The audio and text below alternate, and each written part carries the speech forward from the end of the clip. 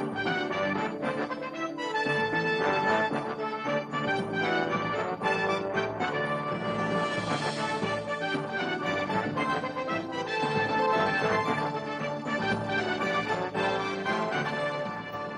and welcome to another Bible in the News.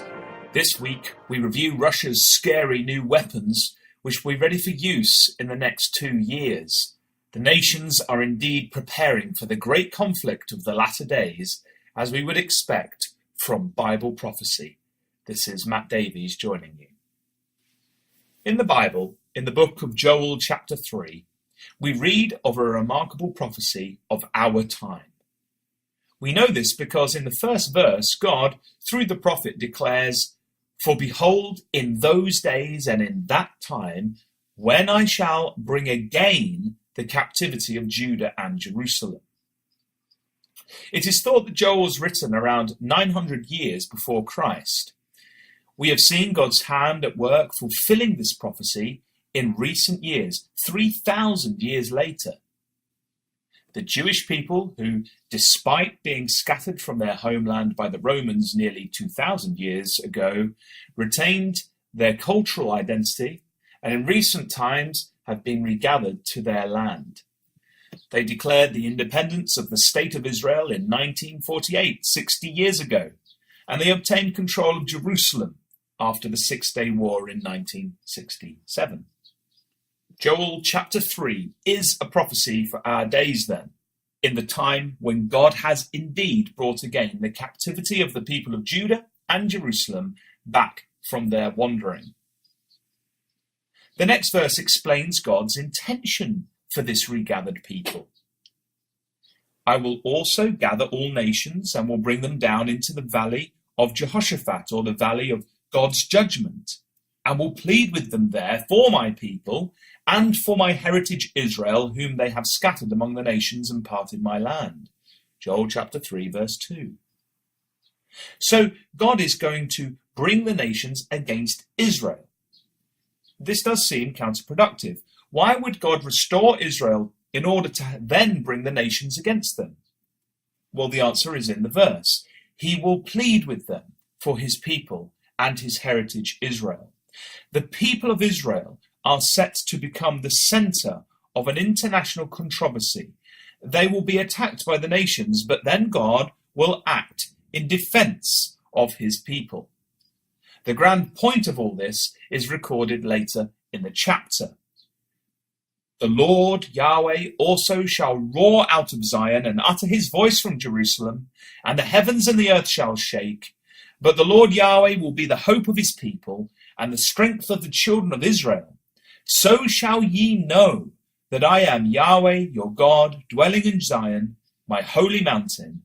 Then shall Jerusalem be holy, and there shall no strangers pass through her any more." Joel chapter 3, verses 16 to 17.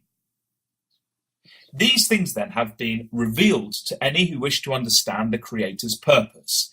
He will use this coming conflict in order that people will know him. And clearly this indicates that Israel do not currently know him. In that day, the world will know him, and he will dwell in Jerusalem, which will become the capital city of the kingdom of God on the earth. At this time, Jesus and his faithful followers will be kings and priests, and we shall reign on the earth, as it says in Revelation chapter 5, verse 10. This is ultimately where the world is heading, and this is God's great revealed purpose. It is interesting to consider that in the middle of the prophecy of Joel chapter 3, we read, "Proclaim ye this among the Gentiles, prepare war, wake up the mighty men, let all the men of war draw near, let them come up, beat your plowshares into swords and your pruning hooks into spears, let the weak say, I am strong." That's Joel 3, verse 9 and 10. So we can expect, after the regathering of the people of Israel, a preparation for war that involves resources being spent on developing weaponry. In the companion prophecy of Ezekiel 38, we read of the principal nations involved in the coming conflict. The main leader of the attack, we are told, is Gog, who is the Prince of Rosh. Rosh is an ancient name for the people of the Rus, we now call the Russians. We would expect, therefore, to see them leading the way in the preparation for war in the latter days.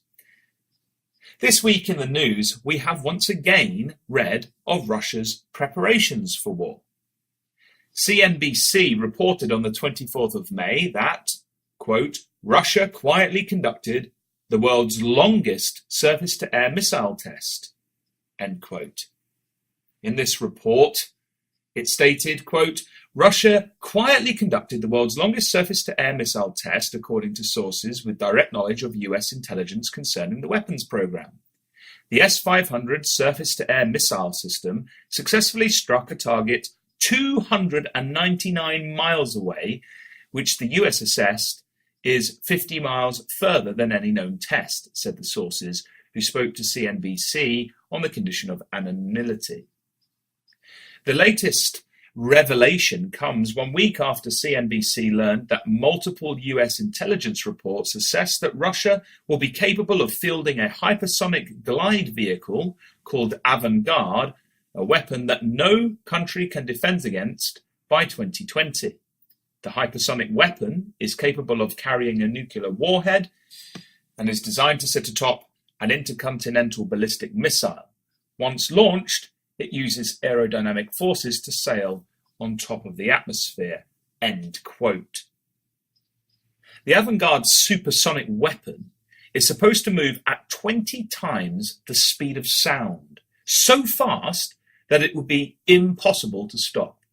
It can carry nuclear warheads, and according to reports, there is no known defense against it. On the 19th of May, Russia Today ran an article entitled, quote, New ICBM in 2020, Hypersonic Glider in 2019, Putin outlines nuclear deployment plans, end quote. ICBM stands for Intercontinental Ballistic Missile. In the report, it states, quote, the Sarmat is Russia's future silo-based intercontinental ballistic missile, which will replace the aging Voyevoda ICBMs. The new weapon is said to have extended range, which allows such missiles to reach US territory from the south, where they cannot be stopped by anti-ballistic interceptors deployed in Alaska. The Avangard is a nuclear warhead, which can glide through the atmosphere at hypersonic speeds that make it virtually impossible to intercept with modern and near-future technologies. The Sarmat is expected to carry Avangard gliders. Both weapon systems were showcased by Putin in March during a key policy speech. He said they and several other weapons currently in development in Russia make American ABM systems incapable of reducing Russian nuclear deterrence in the foreseeable future. He said this means that Washington's decades-old effort to tip the strategic balance with Russia in America's favor has failed, end quote. The new Sarmat missile has been nicknamed the Satan II. These two weapons, which have been in this week's news, are 2 of 6 which Putin had announced back in March the 1st in his State of the Nation address. Other weapons he boasted of were a nuclear-armed underwater drone, supersonic cruise missiles and lasers, and a nuclear-powered cruise missile with unlimited range. ITV ran a report on the speech back in March and entitled it, quote, You listen to us now. Putin boasts of Russia's new invulnerable nuclear weapons, end quote. We can indeed see, then, the signs of the ramping up of efforts to be ready for war, with Russia leading the world now with its superior weaponry. Back in Joel chapter 3, we read of the preparation for war, and that men would beat their plowshares into swords and their pruning hooks into spears. And in a complete reversal of the prophecy of the preparation to war, we read of the following in Micah, which speaks of the aftermath of the conflict.